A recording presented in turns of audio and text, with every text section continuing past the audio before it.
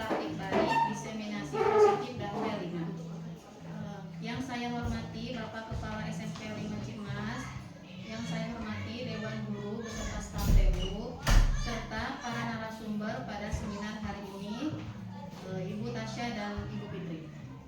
Pada kesempatan berbagi praktik hari ini, kita akan mengetahui lebih dalam mengenai topik diseminasi positif dan P5 dengan belajar langsung dari para narasumber lulusan guru penggerak angkatan 8, Bapak Ence Pendriadi beserta calon guru penggerak dari angkatan 11, Ibu Tasya Yustira Agustian dan Ibu Fitri Amina.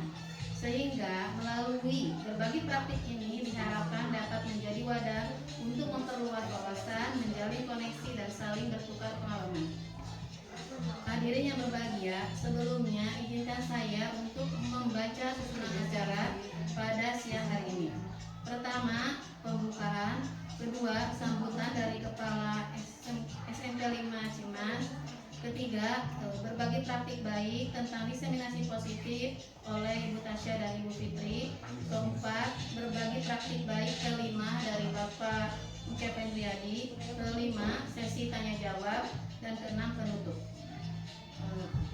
Untuk mempersingkat waktu, mari kita ke acara pertama, yaitu pembukaan. Untuk membuka acara ini, mari kita membaca basmalah bersama-sama. Bismillahirrahmanirrahim. Untuk acara selanjutnya yaitu sambutan dari Bapak Kepala Sekolah SMP 5 Cimas kepada Bapak Nana Suryana MPD, kepadanya dipersilakan.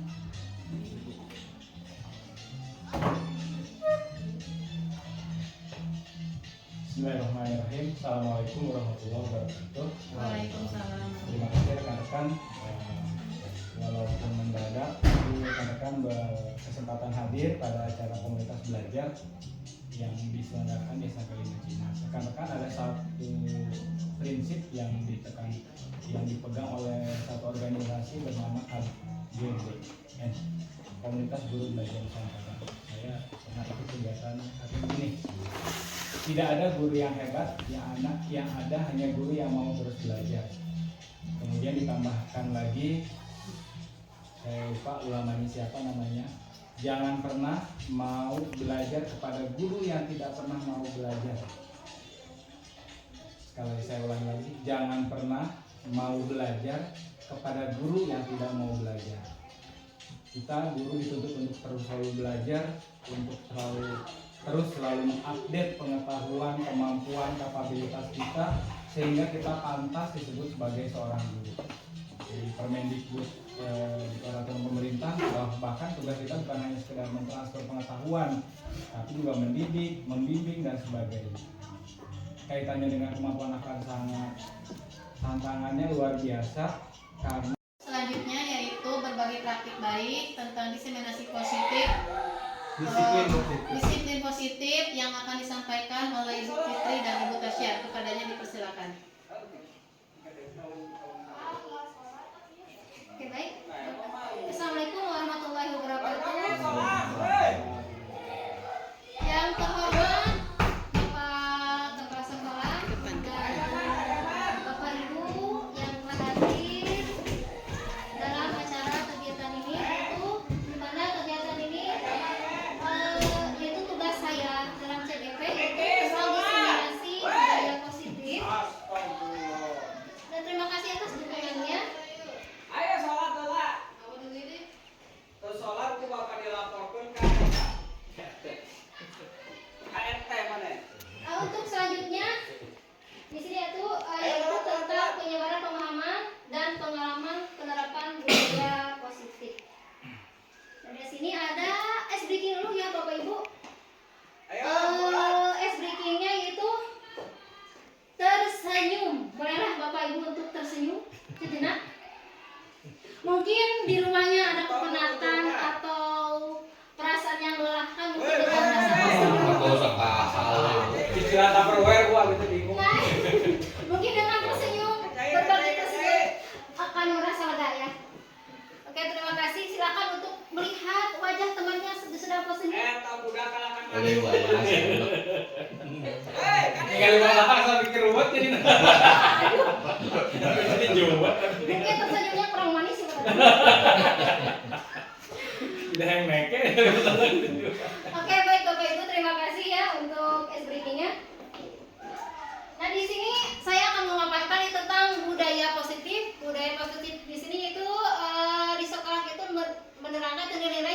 kedisiplinan dan kebiasaan-kebiasaan di sekolah yang berpihak kepada murid ya, agar murid dapat berkembang menjadi pribadi yang kritis, penuh hormat dan bertanggung jawab dalam mewujudkan budaya positif. Guru memegang peranan sentral ya. Nah, dalam budaya positif ini ada beberapa bagian. Pertama ada perubahan paradigma belajar, kemudian motivasi perilaku manusia, posisi kontrol, restitusi, disiplin positif, kebutuhan dasar, keyakinan kelas, dan segitiga restitusi. Nah, di dalam perubahan di sini ada namanya perubahan paradigma belajar ya. Di sini meliputi yaitu adanya profil Pancasila. Nah, dalam profil Pancasila ini ada pertama yaitu Bapak Ibu udah pada tahu ya. Ya, nggak usah saya ini ya, mungkin untuk selanjutnya ya. Belum pada tahu ya P5-nya. Nah, di sini ada disiplin positif. Disiplin positif disiplin diri sehingga mereka bisa berperilaku dengan mengacu pada nilai-nilai kebaikan universal dan memiliki motivasi intrinsik bukan ekstrinsik ya. Nah, di sini ada beberapa kebutuhan dasar manusia. Pertama, kebutuhan bertahan hidup, ada kasih sayang dan rasa diterima, kemudian kebebasan, kesenangan dan penguasaan. Nah, kebutuhan ini merupakan kebutuhan dasar yang dibutuhkan oleh para siswa di sekolah ya.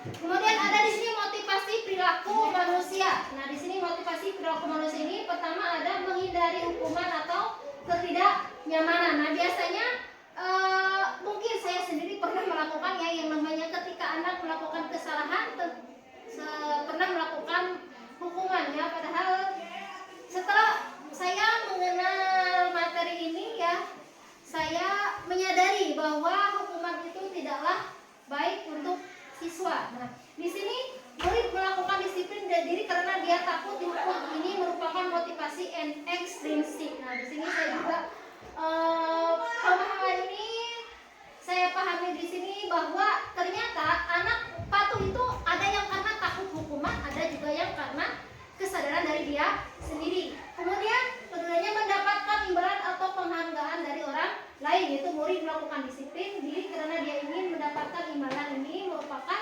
motivasi ekstrinsik. Dan selanjutnya itu menghargai nilai-nilai kebaikan diri sendiri. Murid melakukan disiplin diri karena sadar akan nilai kebaikan dirinya. Ini merupakan motivasi intrinsik. Jadi ada motivasi intrinsik, ada motivasi ekstrinsik. Nah, di sini kalau intrinsik itu adalah motivasinya kesadaran akan nilai kebaikan dirinya, bukan dari embel-embel ini tadi mendapatkan imbalan dari orang lain, tetapi kesadaran dari dirinya sendiri. Nah, di sini balik lagi di sini ada penerimaan, ada kasih sayang dan rasa terima kasih. Dan di sini sangat berkaitan dengan ini Bapak Ibu, dengan yang namanya menghargai nilai-nilai kebaikan diri sendiri. Nah, di sini kan ada nilai ekstrinsik motivasi dan nilai intrinsiknya. Nah, di sini anak diberikan kebebasan dalam belajar. Ya, contohnya misalkan dalam belajar ini anak sukanya misalkan dia pembelajaran melalui video, maka kita harus memberikannya pembelajaran yang diinginkan siswa tersebut. Kemudian siswa ini misalkan kita memberikan kebebasan dengan kesenangan, misalkan ketika anak jenuh maka kita boleh memberikan pembelajaran di luar kelas, misalkan di lapang ataupun misalkan di ruangan perpustakaan. Nah, itu biar ada penyegaran, tidak hanya pembelajaran itu di dalam kelas saja, tetapi di luar kelas pun bisa dilakukan. Jadi kita ini seorang pengajar yang berpihak kepada murid. Jadi apa keinginan murid agar dia merasa nyaman ya. Nah, itulah untuk materi yang bisa saya sampaikan. Selanjutnya untuk materi selanjutnya yaitu tentang konsep disiplin dengan identitas gagal akan disampaikan oleh teman saya yaitu Ibu Tasya. Saya ingin menambahkan yang motivasi perilaku manusia. Di sini kan ada motivasi ekstrinsik dan intrinsik. Kadang-kadang kita suka sering ya, jangankan Bapak Ibu, saya sendiri saja suka sering memberikan hukuman. Nah, hukuman itu akan berefek panjang ke depannya.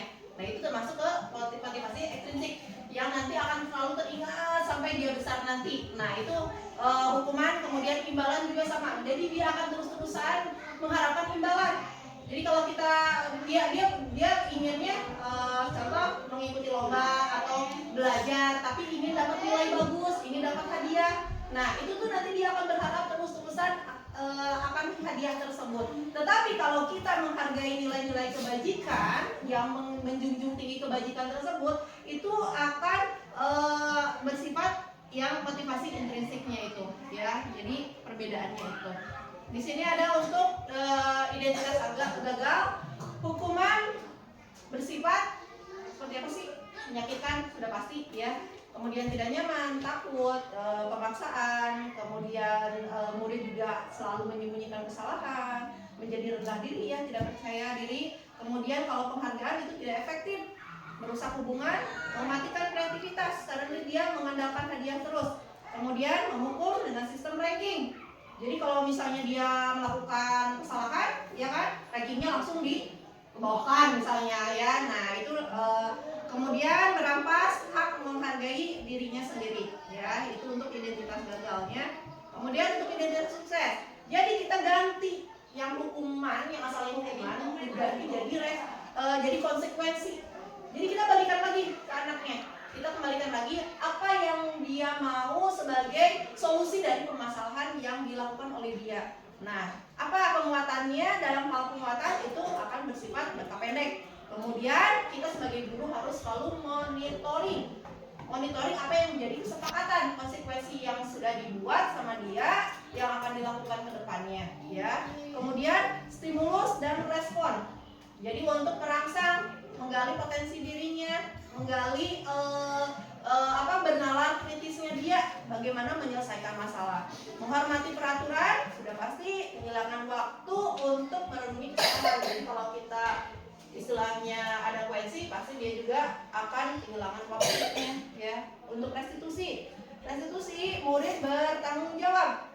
Jadi nanti untuk kedepannya nanti akan dibahas restitusi itu apa. Bertanggung jawab kepada perilakunya, fokus pada pemecahan masalah jangka panjang. Murid menghormati dirinya dan juga orang lain, dan mengontrol dirinya sendiri dan bersemangat memperbaiki kesalahan tanpa kita sebagai guru membuat dia bersalah. Nah di sini restitusi itu apa sih? Jujur saya pertama jadi guru nggak tahu gitu ya, malah sekarang jadi tahu karena adanya PGP. Jadi restitusi itu adalah proses menciptakan kondisi bagi murid untuk memperbaiki kesalahan mereka sehingga mereka bisa kembali pada kelompok mereka dengan karakter yang lebih kuat.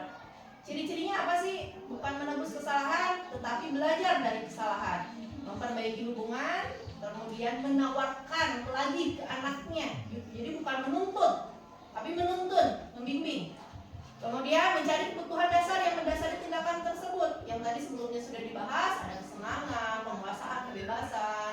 Jadi contoh, murid selalu izin bu ke air, izin bu keluar, itu karena dia ingin bebas. Ya, jadi bagaimana caranya belajar memperbaiki hal tersebut. Kemudian fokus pada karakter bukan tindakan. Jadi kita penuhi kebutuhannya apa. Jadi untuk menguatkan karakternya tersebut, ya. Kemudian di sini ada perbedaannya. Di sini ada contoh kasus siswa sering datang terlambat. Hukuman. Kalau ada siswa keliling lapangan 10 kali, nah itu termasuk hukuman. Kemudian misalnya membersihkan toilet misalnya seharian penuh tanpa waktu misalnya, nah itu masuk ke hukuman. Guru marah dan murid pun menjadi takut. Kemudian konsekuensi perbedaan dari hukuman tersebut. Membersihkan kelas ketika jam istirahat. Jadi bukan ketika selama pembelajaran, ketika jam istirahat. Jadi balik lagi. Jadi pembelajaran tidak terganggu, ya, istirahat ini jadi dipakai untuk menyelesaikan permasalahan ini. Guru tegas dan siswa menaati peraturan. Restitusi di sini ada yang pertamanya adalah menanyakan keyakinan dulu. Dia melanggar tidak keyakinan yang sudah dibuat di kelas atau kepada dirinya sendiri. Kemudian siswa tersebut yang menyelesaikan masalahnya sendiri, bukan guru, tapi siswanya. Jadi kita hanya membimbing. Guru terbuka dan siswa menghormati dirinya sendiri dan orang lain. Jadi Jadi efek guru bagus, efek siswanya juga bagus. Nah, di sini ada posisi kontrol restitusi. Di sini ada penghukum. Ya tadi ya, seperti tadi sudah bilang, keliling lapangan 10 kali, nah itu sebagai penghukum. Membuat merasa bersalah. Membuat merasa bersalah ya kita langsung ngejudge tanpa tahu kesalahannya seperti apa, tanpa tahu masalahnya seperti apa. Kemudian sebagai teman, contohnya ayolah jangan seperti itu. Nah itu jadi terlalu dekat ya. Kemudian ada pemantau, jadi kita dulu hanya sebagai pemantau itu juga tidak bagus juga. Nah di sini posisinya sebagai manajer. Jadi guru itu memposisikan sebagai manajer. Jadi tahu aturannya, urutannya, bagaimana si siswa dapat menyelesaikan masalah tersebut. Sini ada contohnya untuk siswa tadi datang terlambat sebagai penghukum. Untuk kalimat-kalimatnya patuhi aturan sekolah. Jadi guru marah kayak gitu, emosi. Keliling lapangan 10 kali. Kalau pembuat merasa bersalah, ibu guru sudah bilang berkali-kali bukan? Ibu kecewa sama kamu, ada kecewanya, ada kata kecewanya. Kemudian teman, kenapa sih kamu terlambat datang? Ayolah, kamu sudah besar, masa terlambat terus sih? Nah itu sebagai kata-kata untuk teman. Untuk pemantau, kamu sudah melanggar apa peraturan dan konsekuensinya. Jadi ada kata melanggarnya. Ya, jadi itu yang salah. Kemudian manajer, apakah kamu tahu kesalahan kamu? Nah itu kita balik lagi nanya ke siswa. Jadi dia biar bisa merespon nalar kritisnya. Bagaimana kamu akan memperbaiki kesalahan ini? Balik lagi ke siswa. Jadi semua berpihak kepada murid ya untuk posisi kontrol. Nah untuk keyakinan kelas, jadi setiap kalau dari kelas 1 sampai kelas 6 itu namanya kesepakatan kelas ya. Kalau untuk kelas 7 sampai kelas 9 itu namanya keyakinan kelas. Sama mirip. Jadi seperangkat nilai dan prinsip yang disepakati bersama oleh guru dan siswa untuk membantu perilaku dan interaksi selama di dalam kelas ataupun sekolah. Pembentukannya seperti apa? Bersifat lebih abstrak daripada peraturan. Kalau aturan kan dilarang buang sampah, kemudian tidak boleh buang sampah. Nah, itu peraturan masuknya. Tetapi kita lebih ke kalimat positifnya. Jagalah kebersihan, kemudian buanglah sampah pada tempatnya. Jadi tidak boleh ada kata tidak sebenarnya ya untuk membuat keyakinan kelas tersebut.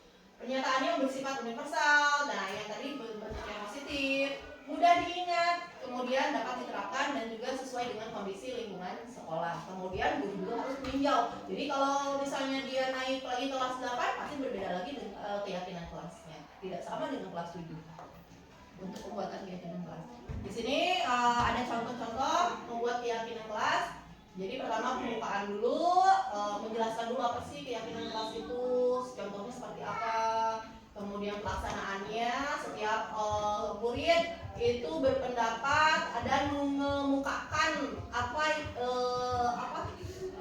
inisiatifnya sendiri, kesepakatannya sendiri agar kelas tersebut nyaman dan aman bagi semua dan dirinya sendiri.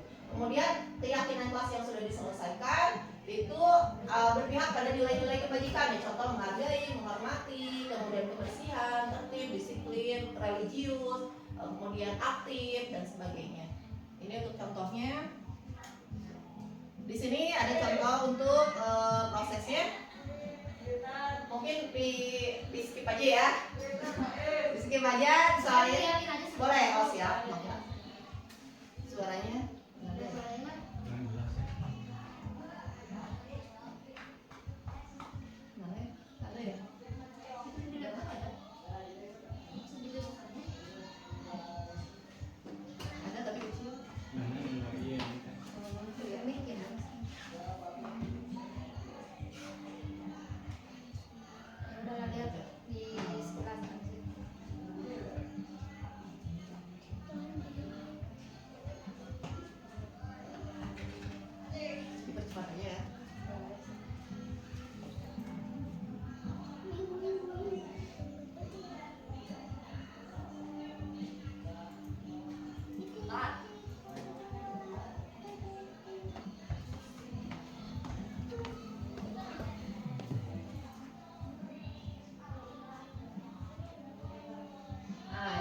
Prosesnya seperti ini, kita membagikan post-it, kemudian menulis kesepakatan yang diinginkan oleh masing-masing siswa.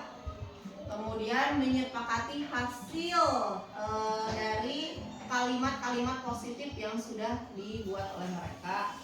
Dan yang terakhir adalah menandatangani keyakinan kelas yang sudah disepakati tersebut. Oke, kita next aja ya karena waktunya. Nah, ini untuk hasil keyakinan kelas dari kelas 7. Di sini bisa dilihat Bapak Ibu untuk kebersihan. Jadi tidak ada yang kalimat negatifnya, semua positif. Ya, jadi menjaga kebersihan dan ketertiban kelas setiap saat, membantu, kemudian mengembalikan lagi barang ke tempatnya, belajar dengan antusias, saling menghormati. Itu untuk keyakinan kelas dari kelas 7. Nah, ini yang tadi disebut segitiga restitusi. Langkah-langkahnya adalah yang pertama menstabilkan identitas. Jadi contoh misalnya ada yang berantem, ada yang ribut, kita panggil ke ruang guru, jangan langsung dijudge di depan anak-anak ataupun dijudge di banyak orang. Kita panggil, kemudian kita jangan langsung memberikan kamu itu salah ini. Nah, kita tanya dulu, kamu tahu kenapa kamu dipanggil? Kemudian semua orang pasti punya salah kok. Ibu juga selalu membuat kesalahan ketika masih muda. Nah, coba kira-kira apa yang menjadi kesalahan kamu? Nah, itu untuk menstabilkan diri. Jadi menenangkan dulu si siswanya biar tidak takut. Ya. Kemudian yang kedua, validasi tindakan yang salah. Nah, kita tanya ke siswanya, kamu pasti punya alasan mengapa melakukan kesalahan tersebut. Tidak apa-apa, ibu tidak akan marah, tidak akan menghukum kamu, asal kamu jujur apa yang kamu lakukan. Jadi dia akan bersifat terbuka. Kemudian yang terakhir menanyakan keyakinan. Jadi kita balikan lagi ke dia. Apa sih yang keyakinan yang telah dilanggar? Apakah dia tidak menghormati yang tadi ya? Yang pertama misalnya tidak menghargai, tidak menghormati. Nah, kemudian balik lagi. Konsekuensinya apa? Bukan hukuman, tetapi konsekuensi. Konsekuensinya yang disepakati oleh dirinya sendiri. Jadi bukan kita yang memberikan hukuman konsekuensi tersebut, tetapi dia yang mencari konsekuensi. Di sini ada contoh penerapan segitiga restitusinya. Jadi ada yang bermasalah. Ini pengambilan barang ya, seperti itu ya, Bu Fit ya. Jadi mengambil barang tanpa izin. Mengambil barang tanpa izin, contoh jangan bawa pen, anak tuh sering ya. Ya. Ada pen tempatnya dari tasnya. Real.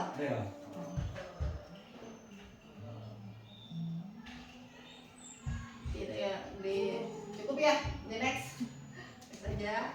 Nah, ini untuk standar pendidikan nasional dalam rangka menciptakan lingkungan yang positif. Setiap warga sekolah dan pemangku kepentingan perlu saling mendukung, kemudian menghayati dan menerapkan nilai-nilai kebajikan yang telah disepakati bersama. Nah, untuk menerapkannya, seorang pemimpin pembelajaran perlu berjiwa kepemimpinan sehingga dapat mengembangkan sekolah dengan baik sehingga terwujudnya budaya sekolah yang sesuai dengan standar kompetensi. Itu Bapak Ibu mungkin. Jadi yang namanya guru, kita sebagai pamong membimbing yang menuntun agar menciptakan atau mewujudkan siswa-siswi yang berprofil pelajar Pancasila. Sekian presentasi dari kami. Mungkin ada pertanyaan dari Bapak Ibu, silakan. Mengenai restitusi Ya. Enggak. Yang tadi saya tertarik yang video tadi tuh yang penerapannya. Bagaimana respon anak dan kemudian bagaimana apakah ini yang dituju oleh restitusi segitiga restitusi itu berhasil diterapkan pada kasus ini? berhasil karena ini Pak di sini kan si anak laki ya di situ mengambil barang balpen ketika dia belajar itu mengambil yang punya perempuan. Di sini bagaimana dia ditanyakan si pertamanya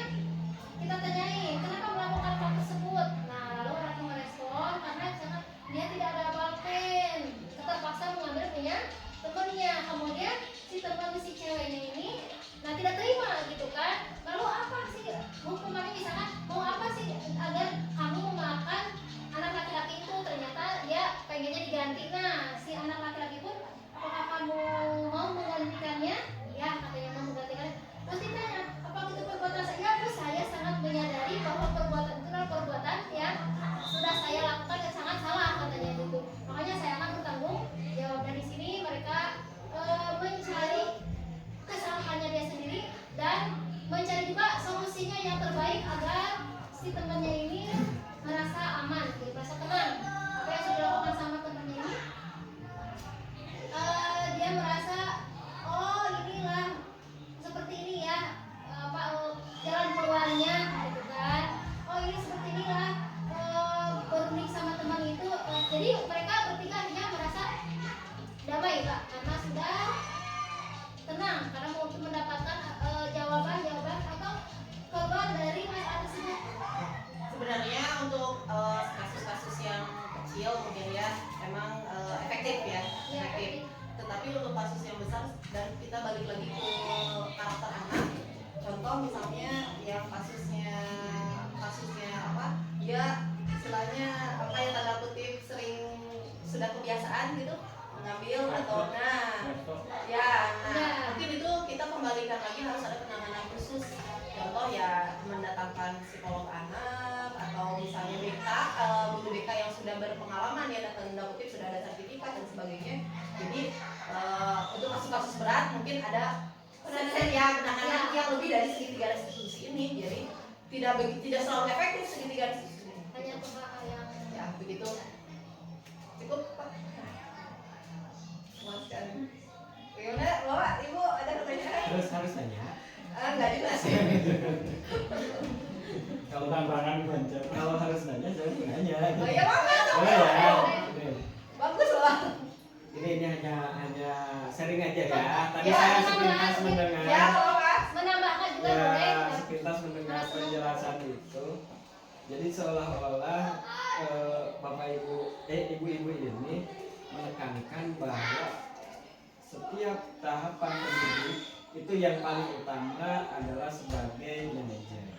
Menurut saya itu salah, karena pendidik yang bagus itu bisa mengkolaborasikan antara peran pertama di mana kita sebagai bertempat sebagai penghukum, di mana kita harus menjadi seorang teman, dan di mana kita harus sebagai pencatat terhadap anak, pemantau gitu ya.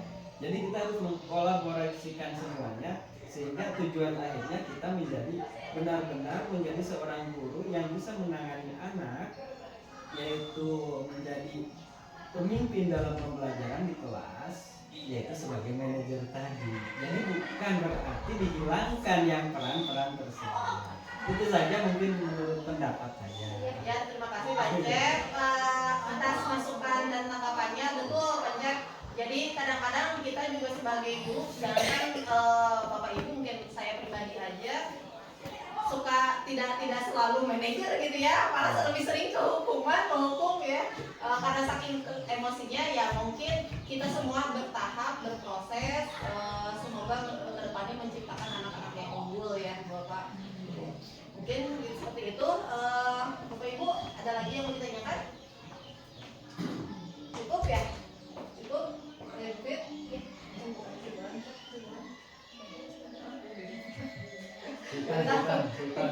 Sudah. Jadi oleh kesimpulan presentasi kali ini tetap ya tujuannya kita ingin mewujudkan anak yang mencerminkan pembelajaran Pancasila, kemudian menyebarkan pemahaman budaya positif ya agar terwujudnya hal tersebut. Ya, terima kasih Bapak Ibu atas kesediaannya hari ini. Wassalamualaikum warahmatullahi wabarakatuh. Waalaikumsalam warahmatullahi wabarakatuh. Terima kasih kepada Ibu Tasya dan Ibu Fitri yang telah menyampaikan praktik baiknya. Mudah-mudahan kita sebagai pendidik di SMP 5 Cimas ini bisa menerapkannya kepada anak didik kita.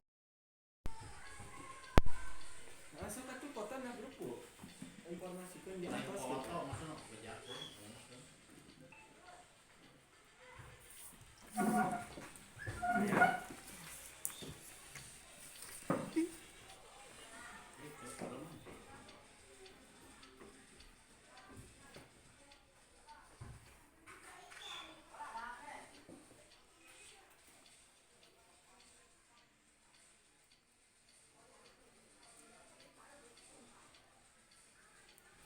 Bang, Masalah saya deh. dina grup ya, ieu umumkeun. Ya Pak.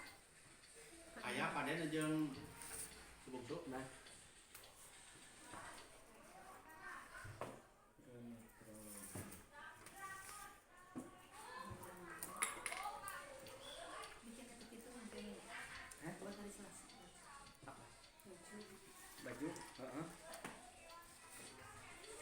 kemarin? Itu sih Bapak enggak?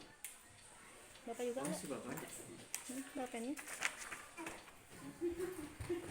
Jadi nyalahkan tuh gara-gara mutasi tapi tanggal nyamuk ke orang jadi tuh nyalahkan bapak.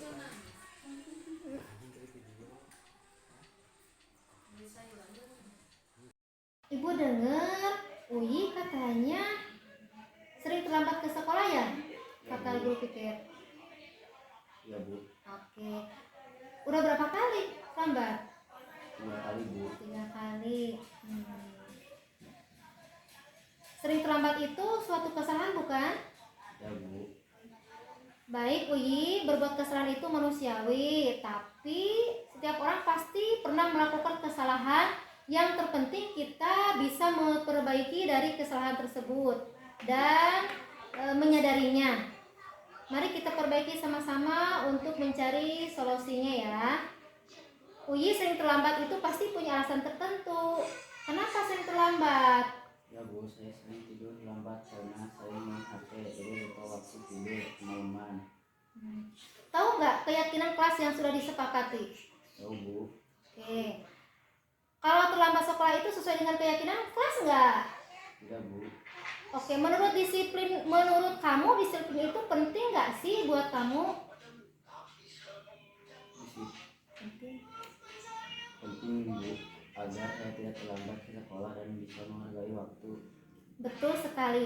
Menghargai itu penting dan sangat bermanfaat untuk kita seperti agar pekerjaan tidak menumpuk, menghargai orang lain, dan untuk memiliki rasa kepedulian.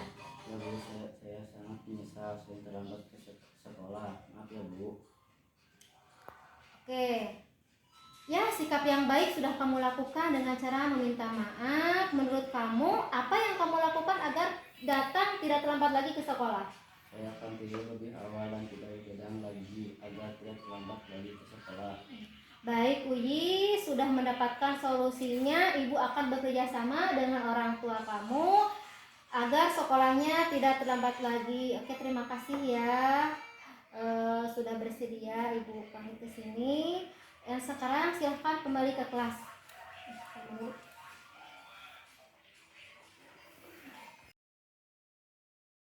Assalamualaikum warahmatullahi wabarakatuh. Nama saya Muhyiddin, kelas 9A.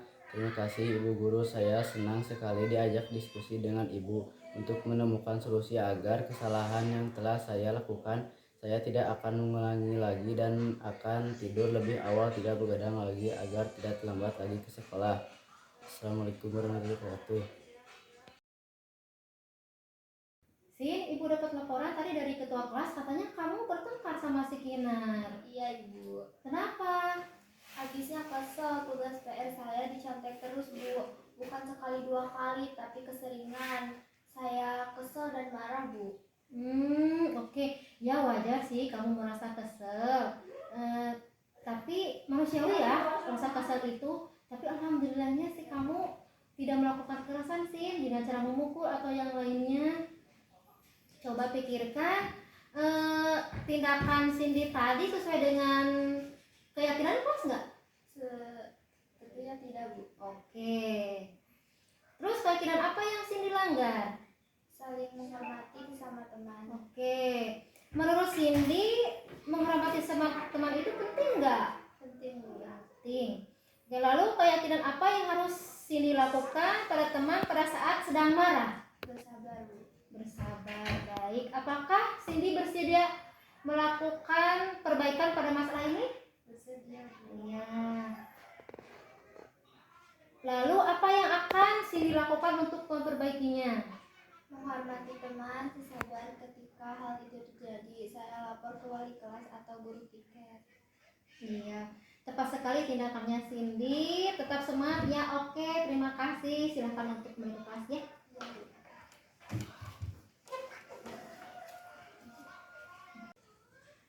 Assalamualaikum warahmatullahi wabarakatuh. Perkenalkan, nama saya Cindy dari kelas 9B.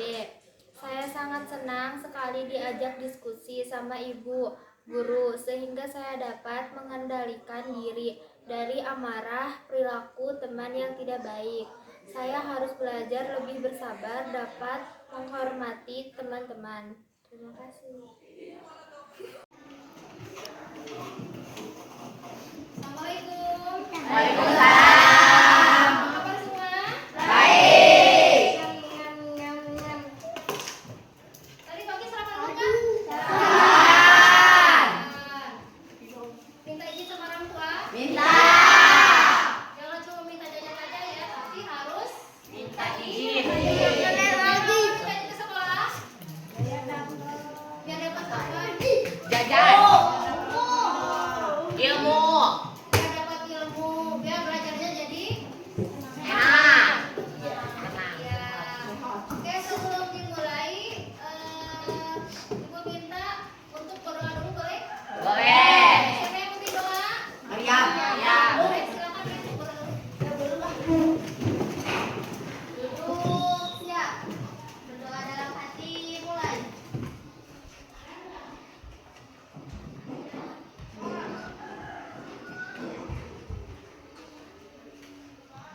Berdoa selesai. Beri salam.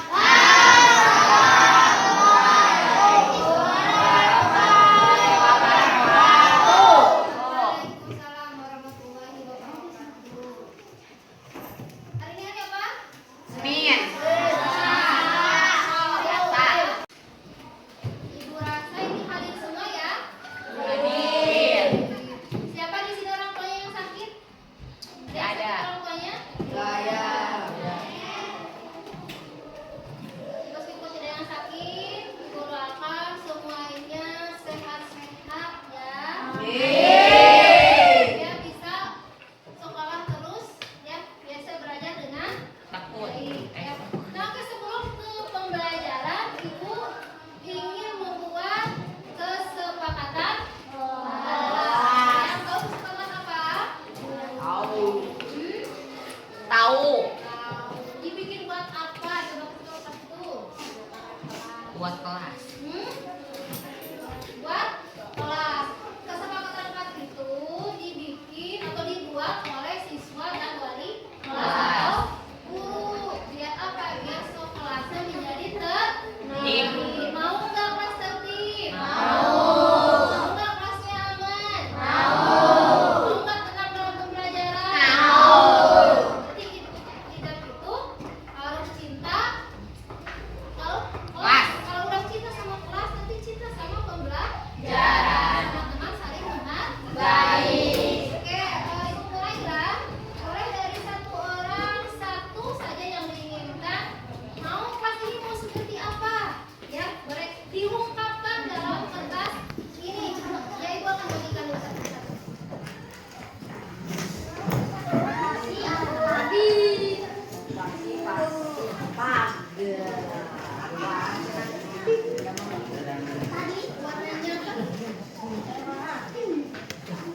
Warnanya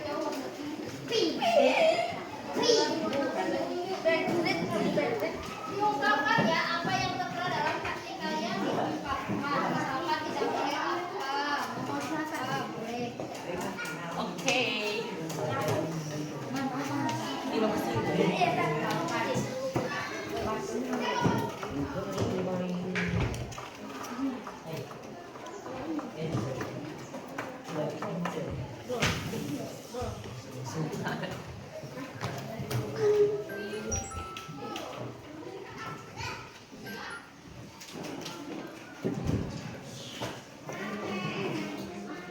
Oke, silakan diisi. Kalau sudah diisi, boleh ditempel ke Dinding.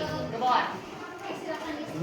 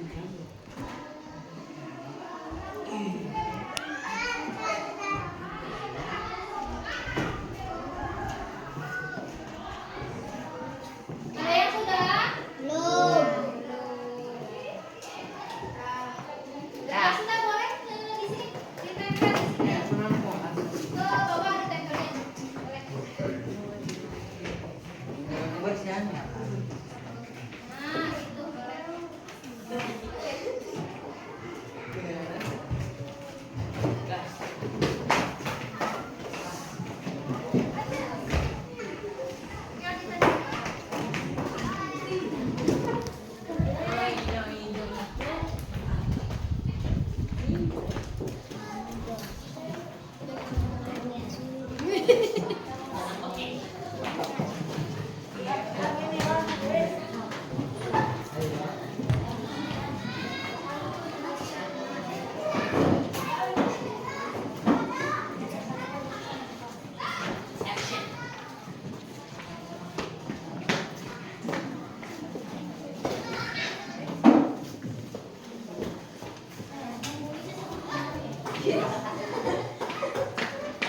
atas. Di atas ini. Ayo berurutan.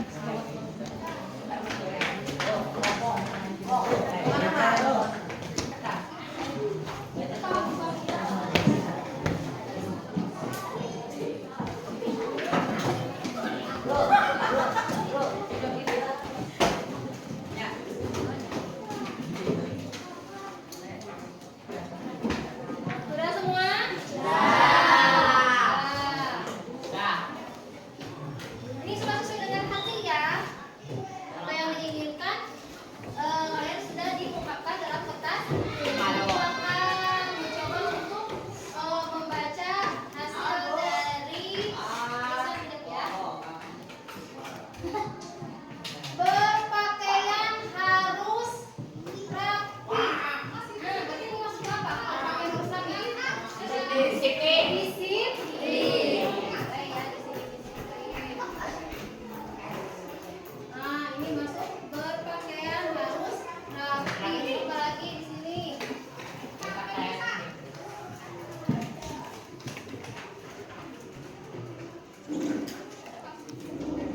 Berangkat ke sekolah tepat waktu. Masih apa?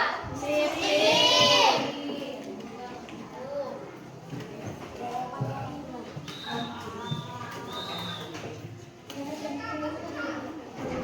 Masuk kelas sebelum guru datang. Masuk apa? Disiplin. Ya. Oke. Berpakaian rapi. Masuk? Disiplinan.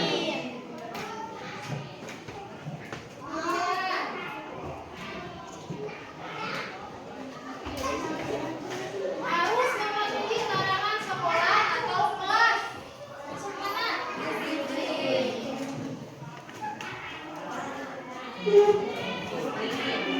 Nah, ini ada lagi. Kita harus membaca doa sebelum pelajaran dimulai. Ini bagus ya. Berarti masuk ke religi.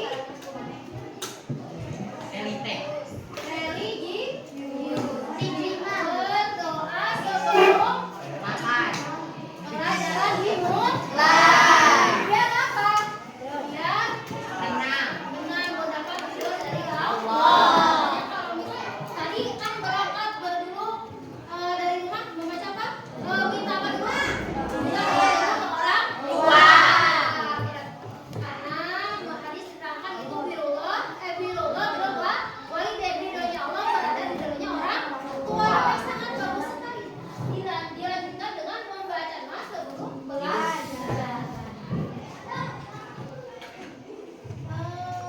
Di sini ada lagi harus datang tepat waktu. Masuk mana ini? Terus ada lagi di sini. Jangan mau ngobrol di dalam kelas. Berarti apa di sini? Saling menghargai. Saling menghargai. Masuk ke disiplin apa mana? Disiplin. Hmm? Disiplin.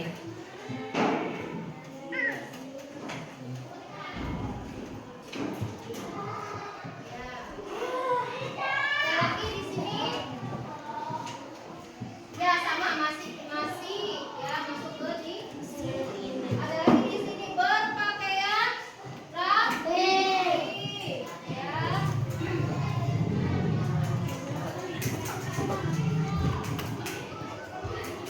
Harus menghargai dan menghormati sesama jangan berisik kalau guru lagi ngobrol. Ya. Menjaga kebersihan. Berarti di sini apa? Kebersihan ya di sini. Kalau kebersihan maksud apa?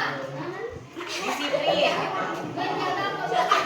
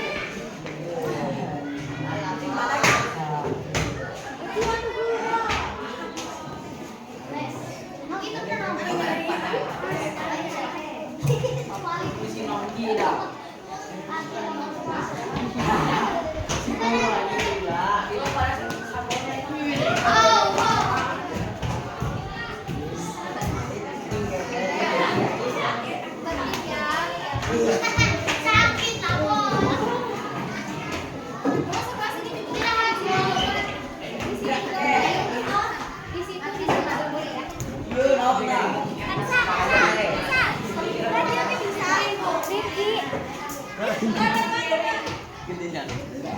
Ingat ayo ingat.